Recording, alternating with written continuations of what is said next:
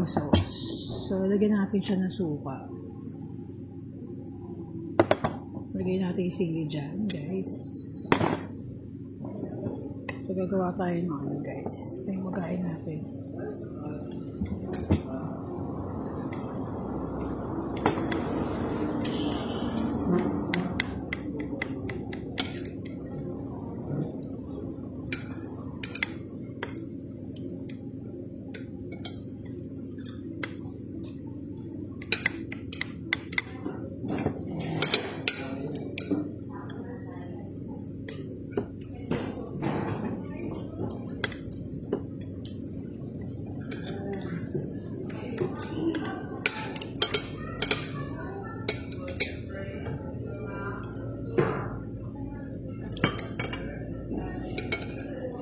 Ang sarap.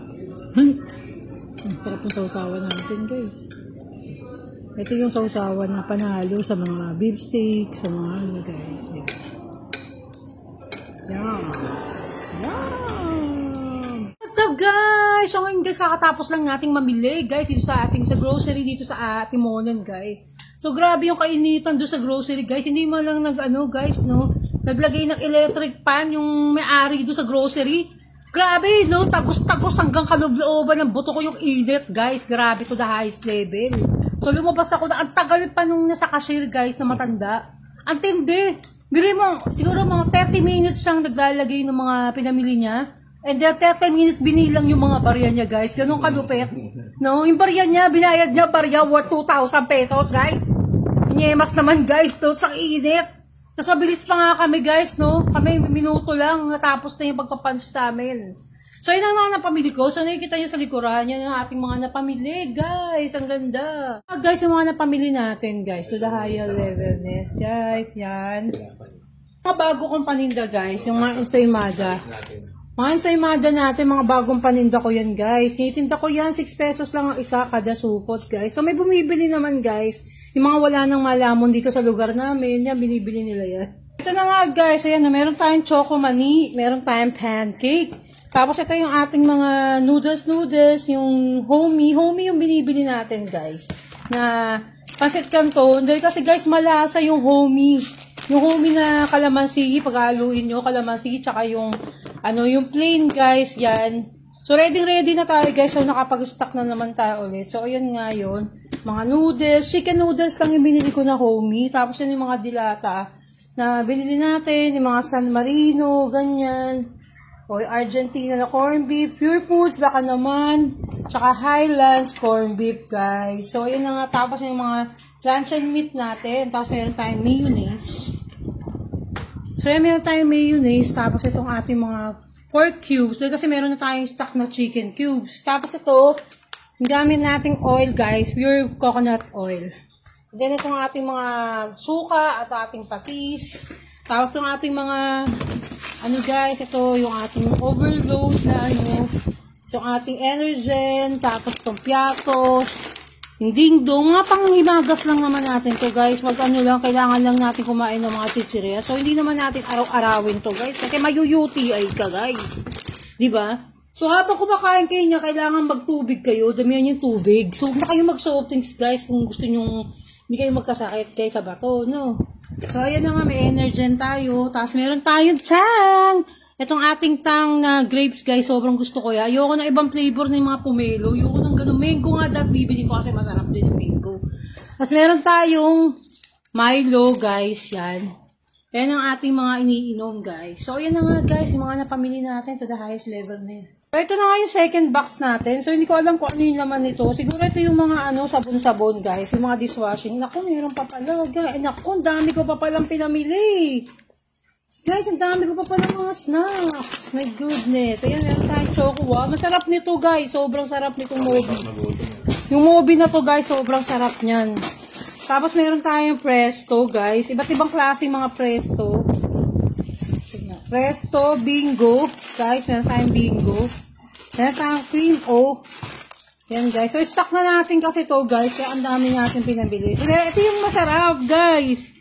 Yung choco, yung cupcake na ube. Ubing-ubi talaga yung lasa nito, guys. Sobrang sarap. Ang mahal sa Lazada, kaya di na ako doon nag-order, guys.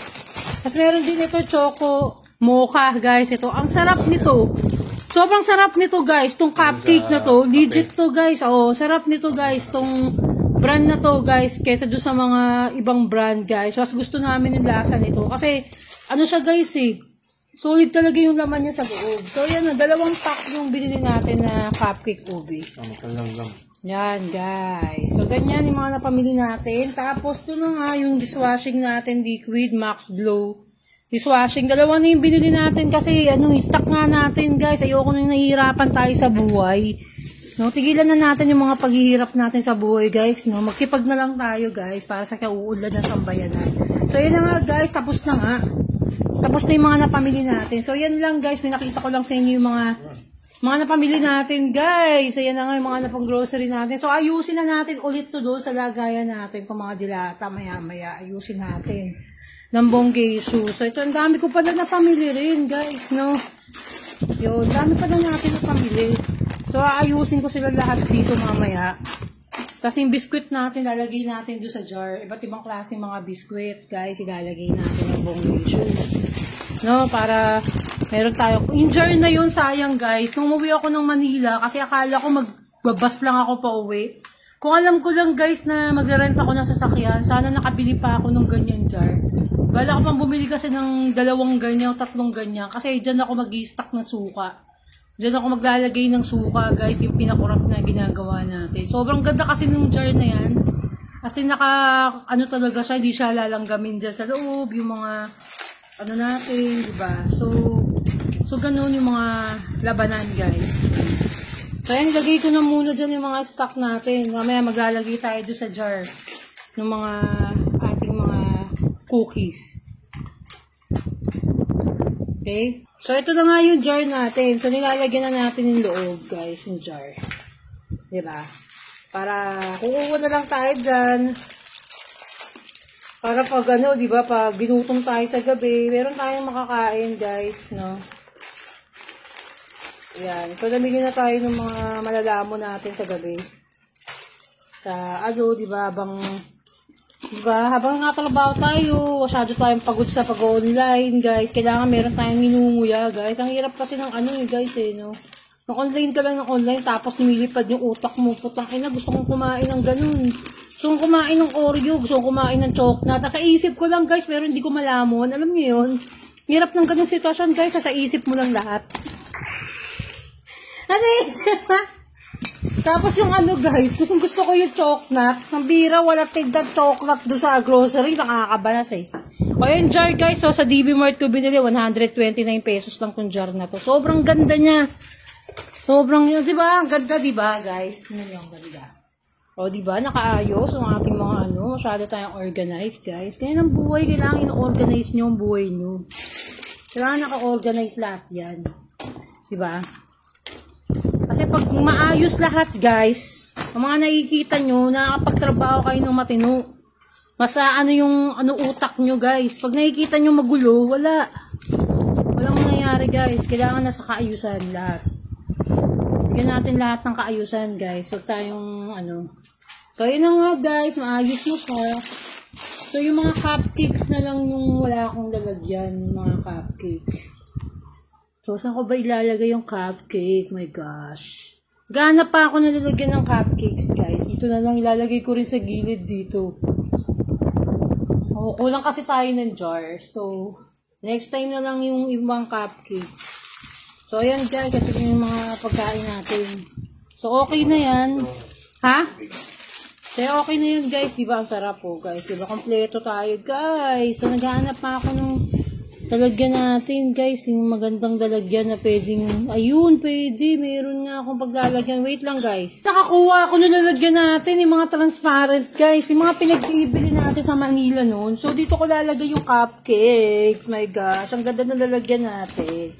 So, ito kasi yung mga ganyan na pinagbibili ko, guys.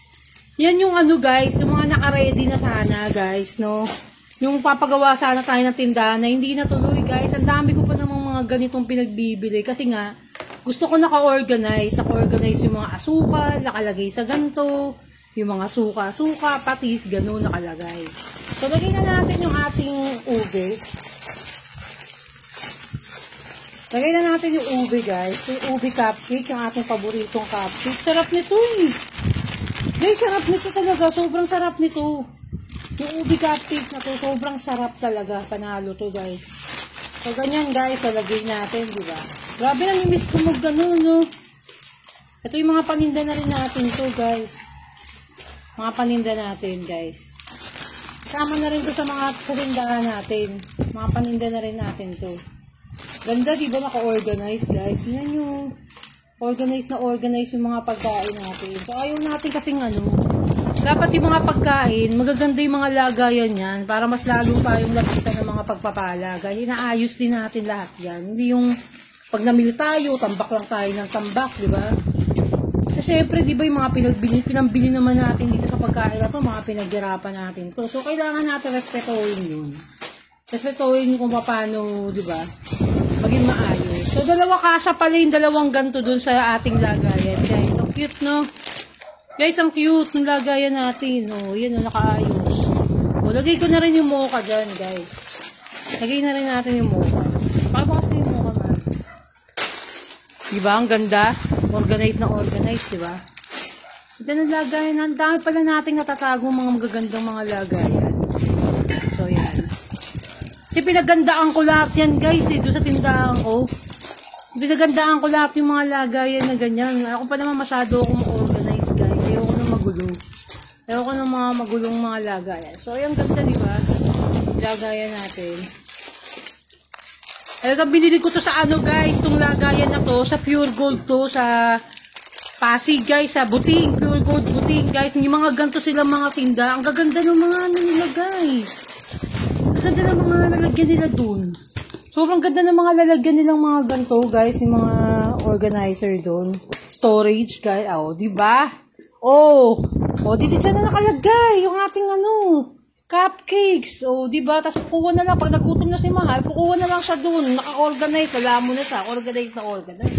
So, ayan na nga. Tapos na, guys. Tapusin na natin itong video na to, guys. Bago pa tayo magkahilo-hilo. So, sana nagustuhan nyo ang aking vlog, ang aking grocery haul sa ating araw na to, guys. Sana nagustuhan nyo. Nagkaroon kayo ng mga idea kung paano mag-ayos. Diba? Kung ano yung mga murang bilihin, no? Diba? Kung ano yung mga kusan tayo makakatipid, ganyan. So, yun na nga, guys. So, dito nagtatapos ang aking vlogs ni Amor Vlogs. So, pabuhay kayong lahat dyan. So, don't forget to subscribe to Amor Vlogs and comment down below and please like all my videos. Okay, guys? Babu. Una naman siya ulit, guys. Ang sarap sa mata, guys. So, puno ulit, guys. Puno ulit yan. Malakasan na, guys.